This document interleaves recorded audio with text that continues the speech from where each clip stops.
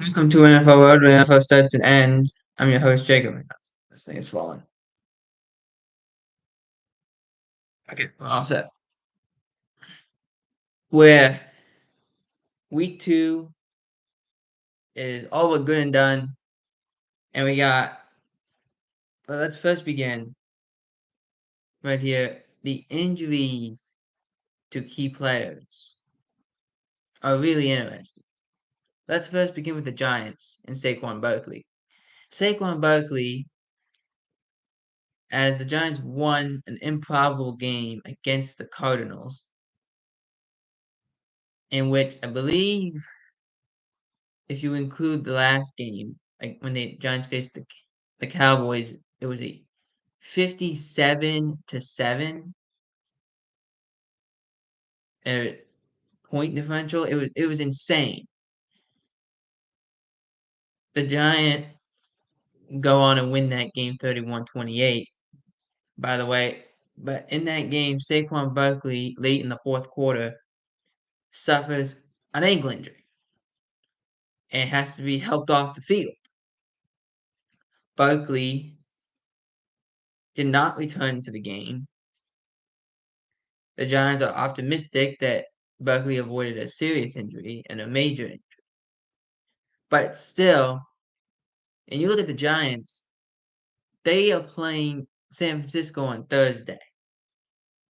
Saquon Barkley is pretty much all you have on offense, and now he's gone. Your defense was atrocious for the last 2 weeks.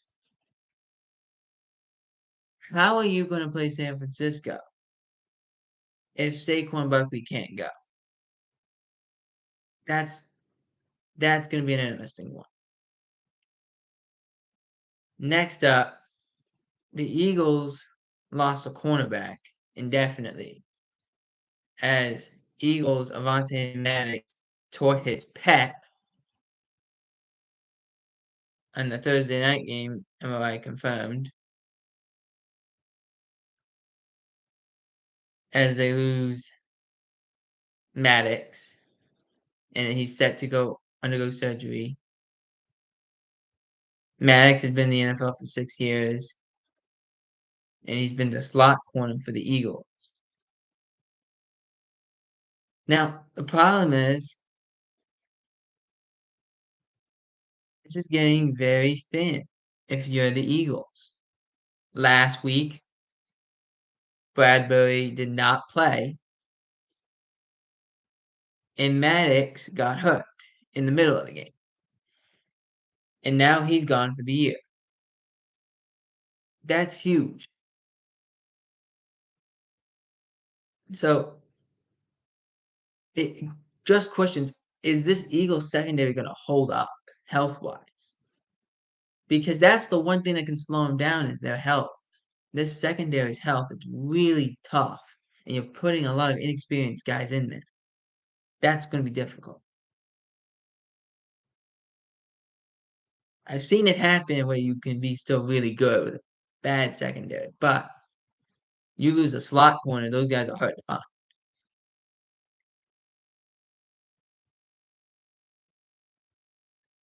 Um, Another injury that happened, and it's sad because he was having a really good game, was Anthony Richardson. He ended up leaving the game against the Houston Texans with a concussion, and this is the concern I have from Anthony Richardson. 2 weeks, you've had 2 injuries.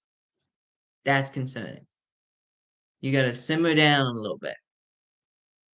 Just a little bit. Because it's gonna be too much.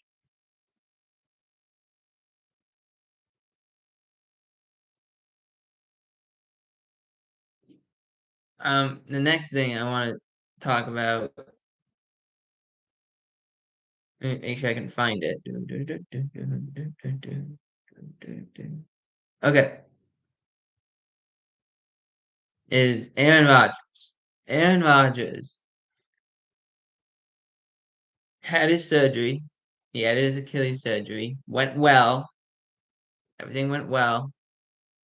They did kind of a new surgery in some way. It's not exactly new, but it's a bridge surgery in which they basically try to heal it as fast as possible, which is not impossible to do. If I'm and the expectation is if he can do it, they would try to get him back to the playoffs. Now, this leads into my next thing, which is Zach Wilson played the Cowboys and he didn't die, which is what I was convinced he was going to happen. But that team, it's in a very similar spot that they went last year. Let's be honest. They struggled on offense. Their defense couldn't hold up. The Cowboys ran 80 plays on their defense. And when your team can't hold up because your offense can't score consistently, that's a problem. You did get a touchdown by Garrett Wilson, but otherwise you had a field goal and that was you also your quarterback led the team in rushing. He had 36 yards rushing. That's not good. Out of all the guys you have, Breece Hall, Dalvin Cook, Michael Carter, you can't figure out a way to rush for more than that. That's disturbing. And I really think it's taken from how bad this Jets offensive line is. It's bad. It's bad. Micah Parsons had 7 pressures and had 2 sacks. Probably could have had more.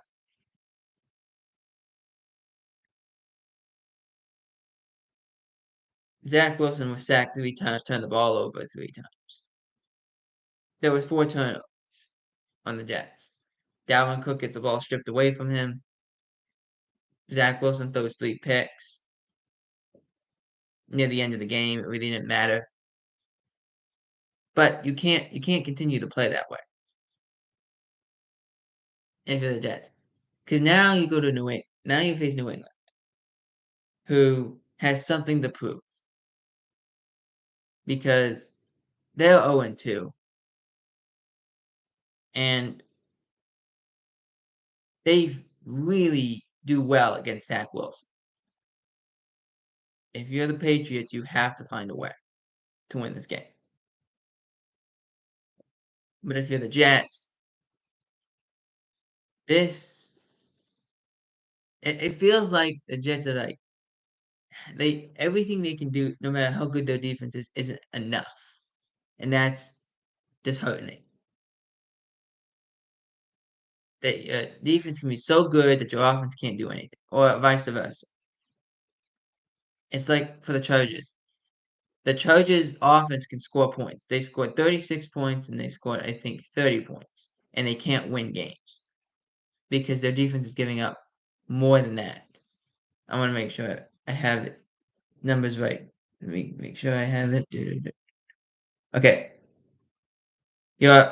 So last week the Chargers scored 36 points. 34 points. Lost 36-34 to the Dolphins. This week you lose in overtime 27-24. So your team scored 20 plus points, but your defense gave up 20 plus points. You gave up 25 plus points. That's not going to win you a game. The same thing happened last week. Your offense gave you 34 points, but your defense gave up 35 plus points. That's not going to win games. You can't win games that way. Next up, a recap of all the games. Let me make sure I can read this off because my handwriting is bad. I have the handwriting of a toddler. It's scary. Okay, let me make sure I have it. Here we go. All right. So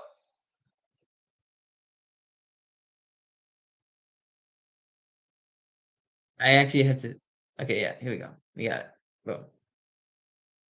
So I had it was the Vikings and Eagles. I had the Eagles winning 28-21. That actually close to happening. Did not happen, but close to happening. I had the Ravens beating the Bengals, which did happen. Very close, actually, to what I thought it was going to be. I had the Chiefs beating Jacksonville. Not expecting the kind of game that happened. 17-9. Could not believe that. I had the Lions winning against the Seahawks. That did not happen. I also did not predict that game would go into overtime. I had the 49ers winning against the Rams, which did happen. I had the Cowboys beating the Jets, which did happen. And then I had the Dolphins beating the Patriots, which did happen. So, all in all, if I'm counting this properly, we had two, three,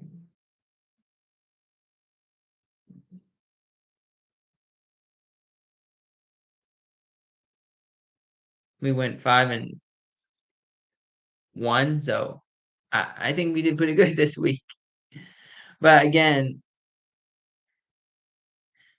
if I'm all those other teams, it's like it's not terrible, but there's injuries all over the place, and we have to be very careful. Which, okay, I wasn't going to talk about this, but why not? We're going to talk about it.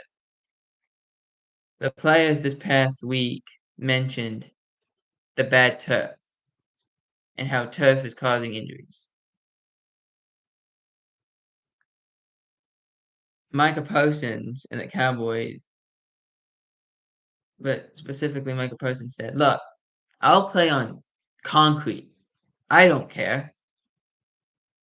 Whatever we have to do to win." So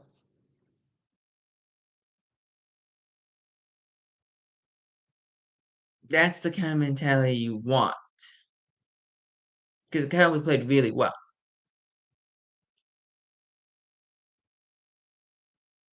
I mean, you had players playing extremely, extremely well. So when you have and like you can't tell how good some of these players are when you have injuries. But the bad turf is one of them. So is the turf a bad idea? I guess. But here's how I look at it: is also you want to put natural grass fields. First off, it's going to cost you $7 million to do, which they could do, but they won't do it. My thing is more of you want to see beaten up grass all week. And then if you live in a snowy area, you want to see grass that looks brown on a center stage in a multi-billion dollar establishment. No. So it's not gonna happen. But we gotta be questioning about this stuff and how do we protect these players as much as we can with the NFL not trying to make some of these rules. The NFL, according to Tom Pelissero about an hour ago, the NFL is continuing to review Broncos safety Kareem Jackson's hit on Washington Commanders tight end Logan Thomas, but as of now, it appears unlikely Jackson will be suspended. Jackson was ejected from the Sunday's game and will be fined for the second straight week. Jackson had a similar hit on Jacoby Myers of the Las Vegas Raiders last week. Suffered I think it was a $14,000 fine. This similar thing, similar area in the red zone, not great.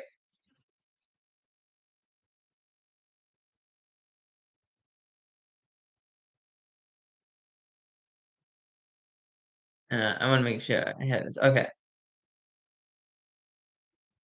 Ian Rappaport went and about 15 minutes ago said Ravens wide receiver Odell Beckham Jr. had suffered an ankle injury after the game. Harbaugh described it as minor. My understanding is Beckham is managing the issue, and if all goes well, shouldn't affect his availability going forward. So I think that's fair to say. All things considered, it was a if you can stay healthy and available, and you don't know, you could be in a similar situation of okay, it's week 3, we have a couple weeks where we don't have to play you, so let's just not.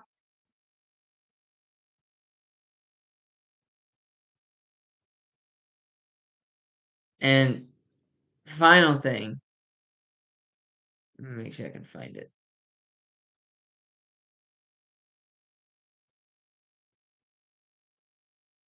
Let me make sure I can find. Oh yes, right here. So this was announced yesterday, and it was a surprise.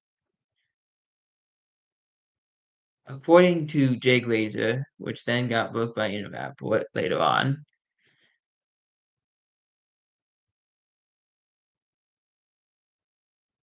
the Rams. Sorry, I'm trying not to yawn. The Rams uh, have had trade talks about Cam Akers. Yesterday, the Rams decided to not activate Cam Akers, saying like not really saying anything, but they went and said we are not activating, and that he's potentially on the trade block. He was the week 1 starter. He was inactive for week 2. He had a difficult week in practice apparently, but now his spot is up in the air. I will make note, the one thing I want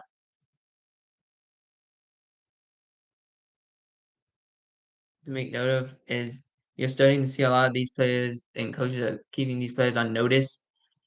The Chicago Bears have told Chase Claypool that if he ever plays like that again this year, the way he played in week 1, that he might not even be here.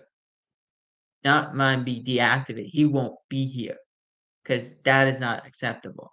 I think Cam Akers is going through the same thing of it's not acceptable for what you're doing, and we don't want that here. But again, it's happening to Cam Akers again, and it's like, okay, trade him, get rid of him, cut him, whatever. But let's not keep going through this soap opera of is he going to get traded? When is he going to get traded?